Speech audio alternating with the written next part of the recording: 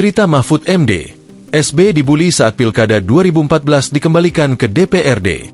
Mantan Menteri Koordinator Politik Hukum dan HAM, Menko Polhukam, Mahfud MD mengungkapkan bahwa Presiden ke-6 Susilo Bambang Yudhoyono, SB, pernah mengalami tekanan bahkan dibully ketika keputusan Pilkada dikembalikan ke DPRD pada 2014. Mahfud menjelaskan, SB menjadi sasaran kritik karena dianggap merusak demokrasi.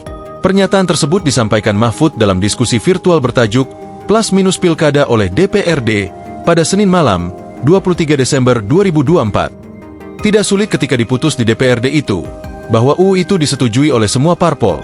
Bahkan di DPR juga itu sudah disetujui di tingkat 1, di tingkat 2 di voting.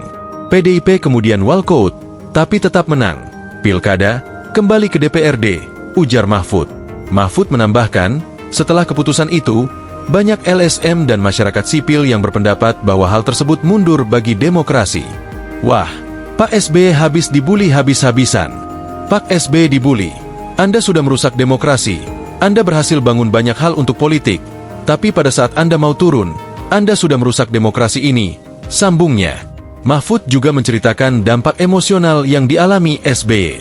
Ia mengatakan, SB tidak bisa tidur selama penerbangan ke Amerika Serikat. Sampai yang saya baca di pemberitaan, Pak SB terbang ke Amerika di pesawat itu enggak bisa tidur, seperti keruh wajahnya.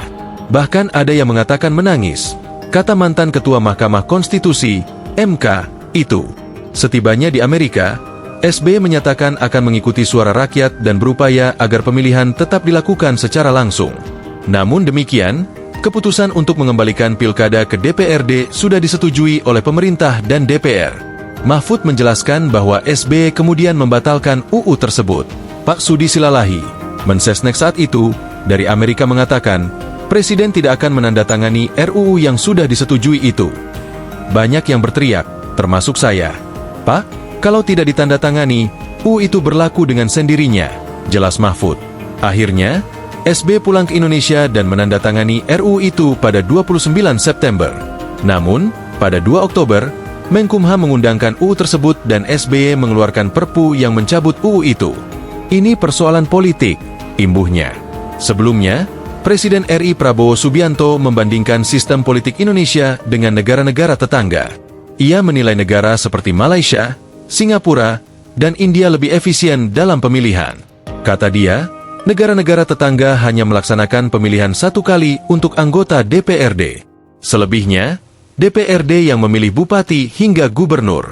Hal tersebut dikatakan Prabowo saat menghadiri HUT Golkar di Sentul, Kamis malam, 12 Desember 2024. Ketum Partai Golkar salah satu partai besar, tapi menyampaikan perlu ada pemikiran memperbaiki sistem partai politik.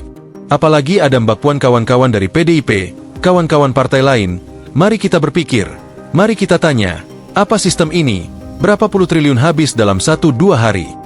Dari negara maupun dari tokoh politik masing-masing, ujar Prabowo. Saya lihat negara-negara tetangga kita efisien.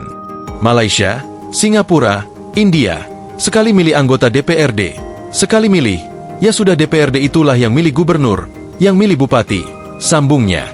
Prabowo menekankan bahwa sistem pemilihan di Indonesia menghabiskan anggaran triliunan rupiah dalam waktu singkat, berbeda dengan negara tetangga yang lebih hemat.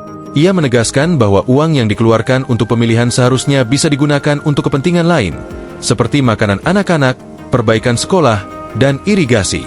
Ini sebetulnya begitu banyak ketum partai di sini sebenarnya bisa kita putuskan malam hari ini juga. Gimana? Tanya Prabowo disambut tawa.